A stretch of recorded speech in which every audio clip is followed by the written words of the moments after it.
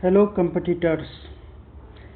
आज हम लोग हिंदी व्याकरण का तत्सम शब्द, तद्भव शब्द, देशज और विदेशज शब्द क्या होता है, आज ये पढ़ेंगे। इससे भी एक क्वेश्चन बीपीएससी के किसी भी एग्जाम में जिसमें कि भाषा, हिंदी भाषा से क्वेश्चन रहता है, उसमें जो है इससे एक या दो क्वेश्चन हमेशा ही रहता है। बीपीएससी क्या, किसी भी चीज़ का एग्ज़ाम आप देते हैं, चाहे सेंट्रल लेवल का हो चाहे किसी भी स्टेट का लेवल का हो, अगर उसमें भाषा से अगर क्वेश्चन पूछता है, हिंदी भाषा से अगर कोई प्रश्न पूछा जाता है, तो उसमें से एक क्वेश्चन तत्सम, तद्भव, देशज या विदेशज से जरूर ही रहता है। तो इसलिए ये काफ़ी इम्पोर्टेंट क्लास है। आज आप लोग अच्छे से तत्सम, तद्भव के बीच का डिफरेंस जो है, अंतर जान जाएंगे क्या होता है उदाहरण के साथ। और क्लास के लास्ट में आपको जो है लिस्ट भी मिल जाएगा तत्सम और तद्भव शब्द का, ठीक है, के उदाहरण का। वैसे आप जो है नीचे कमेंट बॉक्स में देखेंगे कि मैंने जो है इसका लिंक भी शेयर किया हुआ है। आप लिंक से भी तत्सम और तद्भव शब्द के उदाहरण का लिस्ट जो है टोटल 50 शब्द का लिस्ट दिया हुआ है। आप जाके वहाँ पे एक बार रिवाइज कर सकते हैं। यहाँ जो क्लास में जो उदाहरण मैं करवाऊँगा उसके अलावे 50 शब्द और आपको वहाँ देखने के लिए मिलेंगे। तो आप कमेंट सेक्शन में जाके वहाँ पे मैंने लिंक शेयर किया हुआ, आप जाके देख सकते हैं। ठीक है, चलिए हम लोग स्टार्ट करते हैं। शब्दों का वर्गीकरण तो उत्पत्ति के आधार पर ही हुआ है। जैसे हम लोग पिछले क्लास में पढ़े थे कि हिंदी का विकास, जो उत्पत्ति कैसे हुआ है हिंदी भाषा का। सबसे पहले संस्कृत, जिसमें से लौकिक भी था, लौकिक संस्कृत, और एक वैदिक संस्कृत था। फिर उसी से डेवलप होके जो है बाद में बना, मतलब ब्राह्मी लिपि से संस्कृत बना। फिर संस्कृत से जो है आपका बना पाली, पाली से प्राकृत, प्राकृत के बाद आया अपभ्रंश जो सबसे बिगड़ा हुआ भाषा था, और उसी अपभ्रंश से बना है फिर हमारा किस सौरसेनी अपभ्रंश से हमारा बना, और अर्धमागधी से भी, अर्धमागधी और सौरसेनी अपभ्रंश से ही हमारा जो है हिंदी जो है वो विकसित हुआ है। तो इसलिए क्या है कि इन भाषाओं से जो ये विकसित होके बना है, तो इसलिए उन भाषाओं का, पिछले पुराने भाषाओं के बहुत सारे शब्द ज्यों के त्यों उठा लिए गए, हिंदी में सेट हो गए। कुछ शब्द जो काफ़ी बोलने में अटपटा सा लगता था या काफ़ी हार्ड होता था, तो उसको थोड़ा सा सुधार के, थोड़ा सा सिंपल बना के इसमें जो है हिंदी में मिला लिया गया है।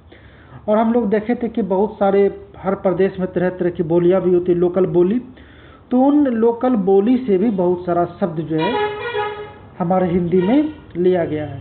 उसके बाद कुछ विदेशज शब्द, विदेशज मतलब कि विदेश, किसी और भाषा के भी कुछ शब्दों को हूबहू ले लिया गया, या फिर उसमें भी थोड़ा बहुत चेंज करके। तो आज हम लोग समझते हैं तत्सम, तद्भव, देशज, विदेशज। तो देखिए यहाँ पे आपको दिख रहा है तत्सम शब्द। सबसे पहला है तत्सम शब्द। तत्सम का मतलब क्या हुआ? संस्कृत के समान शब्द जो ज्यों के त्यों हिंदी में आ गए हैं।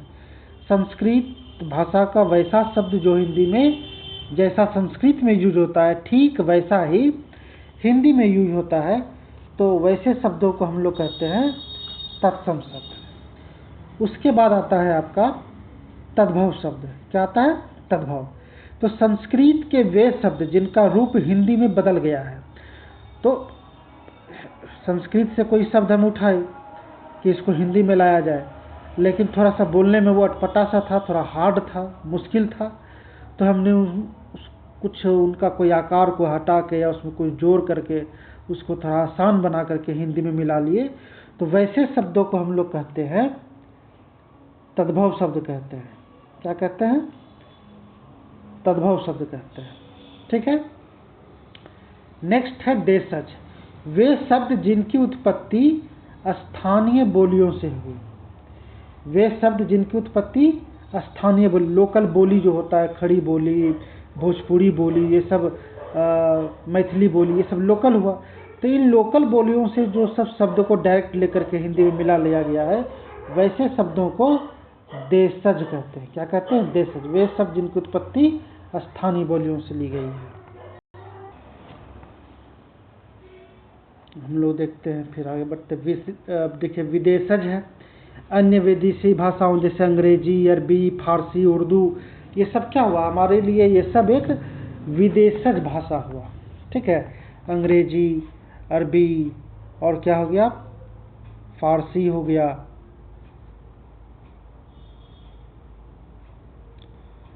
उर्दू हो गया,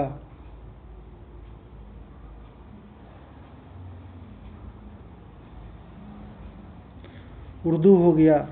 ठीक है, तो दूसरे देश के भाषाओं से जो शब्द हिंदी में मिला लिया गया है उसको हम लोग कहते हैं विदेशज। क्या कहते हैं, विदेशज शब्द। तो आप लोग समझ गए होंगे बहुत अच्छे से कि तत्सम क्या हुआ, ठीक जो के त्यों, कहाँ से, संस्कृत से। और तद्भव वही संस्कृत शब्द को थोड़ा सा चेंज करके, थोड़ा सा आसान करके जो लाया गया उसको हो गया तद्भव। देशज जो देश का लोकल बोली से लिया गया है, विदेशज जो विदेश से लिया गया है। अब आपको पकड़ने में आसान होगा कि कौन सा शब्द तत्सम है, कौन सा तद्भव है, कौन सा देशज है, कौन सा विदेशज है। तो चलिए सबसे पहले हम लोग देखते हैं तत्सम शब्द का उदाहरण। परिभाषा, तत् जोड़ सम से बना तत्सम। ठीक है, जिसका क्या मतलब होता है, ठीक उसके समान। तत् से मतलब उसके और सम मतलब समान। तो ठीक वैसा ही उसके समान ही जो शब्द आ गया वो हो गया तत्सम शब्द। जैसे कि अग्नि। अग्नि क्या एक संस्कृत शब्द है, ये हिंदी में भी यूज करते हैं, अग्निकांड, अग्निकुंड। तो अग्नि का मतलब क्या होता है, आग। आग के लिए हम लोग कौन सा शब्द यूज करते हैं अक्सर, अग्नि। तो अग्नि, दुग्ध। ठीक है, दुग्ध क्या हो गया, संस्कृत शब्द हो गया। तो हम लोग बहुत जगह दुग्ध भी लिखा हुआ देखते हैं। इसी दुग्ध को थोड़ा सा सिंपल बना दिया गया, कर दिया गया दूध। तो ये दूध क्या हो गया, तद्भव हो गया। वो अग्नि का आग क्या हो गया, वो तद्भव हो गया। अग्नि क्या हो गया, तत्सम हो गया। हस्त, हस्तलिखित, हस्तांतरण, हस्ताक्षर, हस्त जोड़ अक्षर, हस्ताक्षर, हस्त जोड़ अक्षर, हस्ताक्षर। तो यह हस्त मतलब क्या होता है, हाथ होता है। तो यह हस्त जो है एक संस्कृत शब्द है। तो हस्त क्या हो गया, तत्सम हो गया, और हाथ क्या हो गया, तद्भव हो गया। ठीक है, उसी तरह संस्कृत में होता है आम्र। क्या होता है, सॉरी, क्या होता है, आम्र। लेकिन हिंदी में हम लोग इसको बोलते हैं, आम्र भी बोलेंगे तो सही हो जाएगा, और लेकिन इसको सिंपल बना के आम्र थोड़ा अजीब सा लगता है, तो हम लोग इसको आम बोल देते हैं। क्या बोल देते हैं, आम बोल देते हैं। तो आम, मैंगो। तो ये आम हो गया तद्भव, आम्र हो गया तत्सम। रात्रि, शुभ रात्रि बोलते हैं ना हम लोग आम भाषा में, शुभ रात्रि। तो ये रात्रि मतलब नाइट, और हिंदी में क्या हो गया, रात भी कहते हैं। तो रात हो गया इसका तद्भव शब्द, और रात्रि क्या हो गया, तत्सम शब्द। समझ गए, तो यही डिफरेंस है। अब हम लोग नीचे चलते हैं। तद्भव शब्द है, तत् भव, उससे उत्पन्न। तत् मतलब उससे, भव मतलब उत्पन्न। संस्कृत के वे शब्द जो प्राकृत अपभ्रंश से होते हुए समय के साथ हिंदी में बदल गए। संस्कृत से पहले प्राकृत में गया, फिर प्राकृत से अपभ्रंश में गया, वहाँ थोड़ा सा इसका बिगड़ा, फिर उसके बाद थोड़ा मतलब कि उसमें कुछ चेंजिंग हुआ, उसके बाद फिर ये हिंदी में है तो और चेंज हो गया। तो सरल रूप में समझे कि आम बोलचाल में प्रयोग होने वाले शब्द परिवर्तित ध्वनि उच्चारण की सुगमता के लिए जो बदलाव किया गया मुख्य शब्द में, मतलब तत्सम शब्द में। उदाहरण जैसे कि सूरज, हाथ, आग, काम, खेत है ना। आग का क्या हुआ, अग्नि, हाथ का हस्त, सूरज का सूर्य, ये सब था तत्सम शब्द। उसी से बना तद्भव, मतलब उसमें थोड़ा सा चेंजिंग कर दिए कि बोलने में आसान हो जाए। ठीक है, ये अब हम लोग यहाँ पे तत्सम वर्सेस तद्भव मुख्य अंतर समझ लेते हैं। तो तत्सम शब्द संस्कृत, तद्भव मॉडर्न, जो आज के टाइम में जो उसको थोड़ा सा हम लोग सिंपल बनाए। तो हम लोग देख सकते हैं कि क्या है, अश्रु। क्या है, अश्रु। अश्रु हो गया आपका तत्सम शब्द, और तद्भव हो गया आपका आंसू। अश्रु थोड़ा अजीब सा बोलने में मुश्किल था थोड़ा, तो आंसू हो गया। कर्पूर, तो इसको हम लोग हिंदी में तद्भव में कर दिए कपूर। दुग्ध, तत्सम शब्द, संस्कृत शब्द, उसको थोड़ा सा आसान बना दिए, गो को हटा दिए, दूध कर दिए, तो ये हो गया तद्भव शब्द। सूर्य, सूर्य कितना बोलने में थोड़ा मुश्किल है बचपन मतलब बच्चों के लिए। तो ये तत्सम शब्द हुआ, संस्कृत शब्द, और उसी का तद्भव हो गया सूरज। स्वर्ण मतलब सोना। चंद्र को चांद कर दिए, चंद्र हो गया तत्सम, तद्भव हो गया चांद। उसी तरह कपोत हो गया तत्सम, तद्भव हो गया उसका कबूतर। कार्य हो गया तत्सम मतलब संस्कृत, काज हो गया तद्भव। कार्य गृह कार्य है ना, अपना कार्य स्वयं करे तो वो काज हो गया, या फिर काम भी कर सकते हैं वो भी तद्भव हो गया। मस्तक मतलब ये, तो इसका तद्भव हो गया माथा। गोपाल को ग्वाला कर दिया गया हिंदी में। वृद्ध संस्कृत मतलब तत्सम शब्द को तद्भव में बूढ़ा कर दिया गया। नृत्य, नृत्य देखिए कितना फोर्स करना पड़ रहा है, इसको सीधा कर देगा नाच, नाच बसंती नाच। ठीक है, अब हम लोग समझते हैं देशज। वे शब्द जो देश के विभिन्न बोलियों या फिर जनजातियों भाषाओं से हिंदी में आए हैं, जिनका कोई संस्कृत आधार नहीं मिलता है। ठीक है, तो वैसा शब्द जो संस्कृत से नहीं, लोकल बोली से आया, जैसे भोजपुरी, मगधी, मैथिली, ये सब लोकल बोली हुआ। अवधी लोकल बोली हुआ, ठेठ बोली। ठीक है, तो जैसे कि लोटा, लोटा संस्कृत से नहीं आया, ये देशज शब्द हुआ, ये लोकल ही किसी बोली से हिंदी में सेट हो गया। क्या है? लोटा। खिचड़ी, ये सब संस्कृत से नहीं, लोकल बोली से हुआ।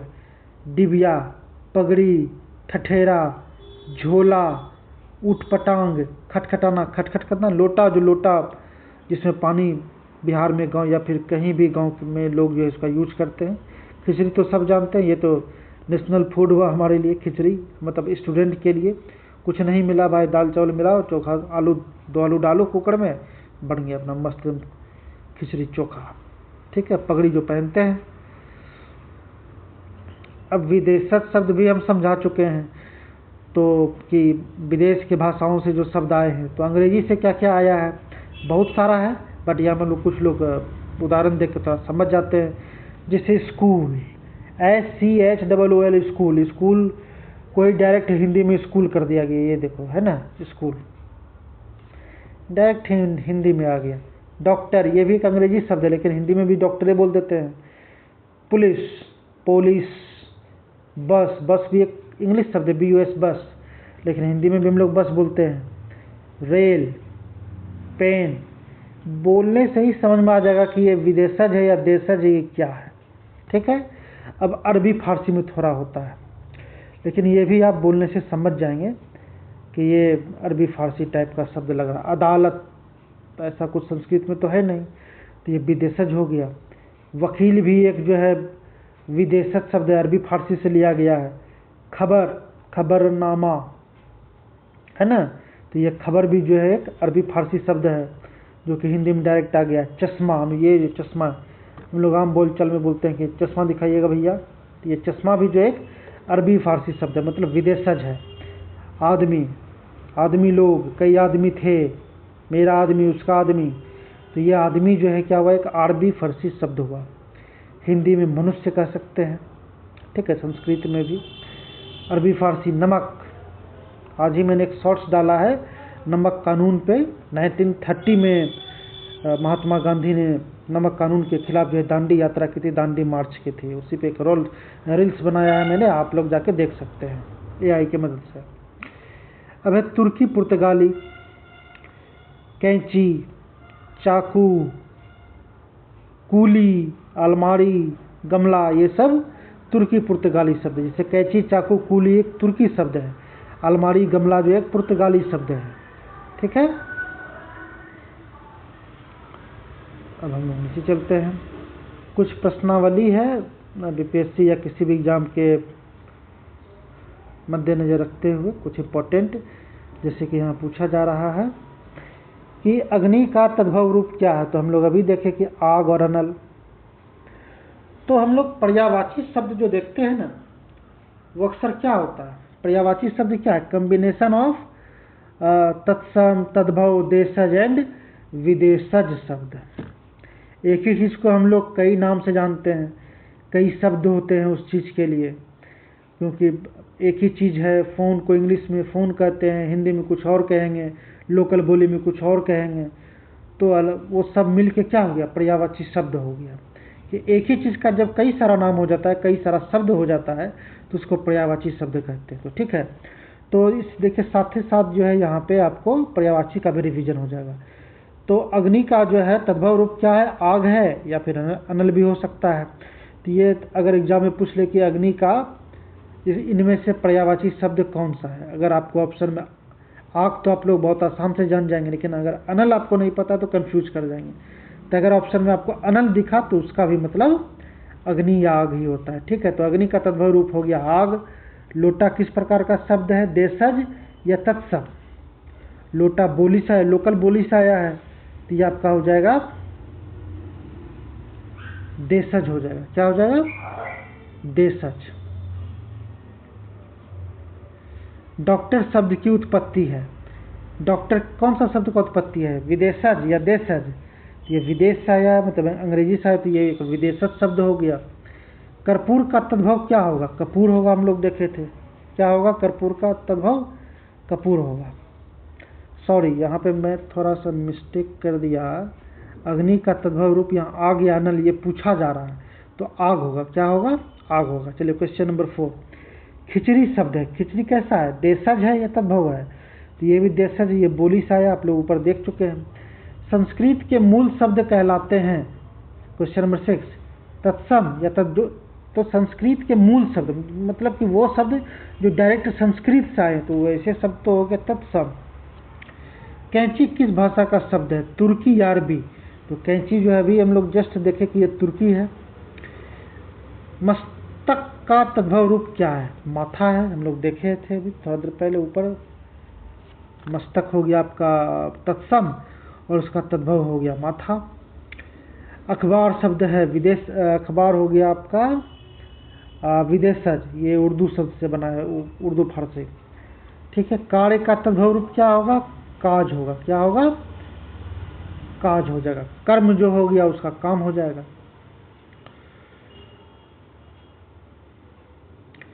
डिबिया शब्द का भेद है, डिबिया जो है किस तरह का शब्द है, देशज विदेशज क्या है। तो यहाँ डायरेक्ट आंसर ही दिया हुआ है, तो ये एक देशज शब्द है। डिबिया क्या है, डिबिया जो है, एक सेकेंड, डिबिया एक देशज शब्द है। अश्रु का तद्भव पहचान है, तो अश्रु का तद्भव रूप क्या होता है, आंसू होता है। अश्रु हो गया तत्सम, आंसू हो गया तद्भव। कूप, कूप शब्द कैसा है, तो कूप हो गया आपका तत्सम शब्द। कैसा हो गया, तत्सम, डायरेक्ट जो है वो संस्कृत शब्द ही है कूप। रिक्शा किस भाषा का शब्द है, जापानी। रिक्शा जो है ये जापानी शब्द है जो हिंदी में आ गया है।